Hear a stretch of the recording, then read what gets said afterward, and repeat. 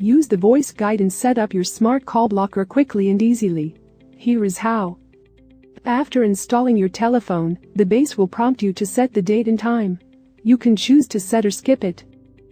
Then, the telephone prompts you to set the smart call blocker with the voice guide.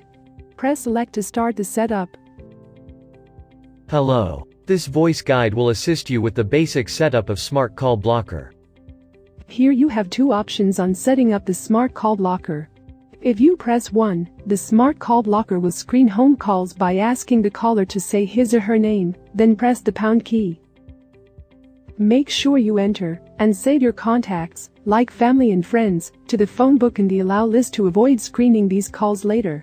You might also want to set the star name list if you are expecting calls from organizations like schools, medical offices, and pharmacies. If you press 2, the smart call blocker will allow all incoming calls to get through. Make sure you add unwanted calls, like telemarketers and robocalls, to the block list to prevent their calls from ringing through later. To set up the smart call blocker afterward, or with a different screening method, press call block to enter the smart call blocker menu for more options. For help, watch the tutorials here. For more helpful tips, subscribe to the VTech support channel, or check out our other videos to keep watching.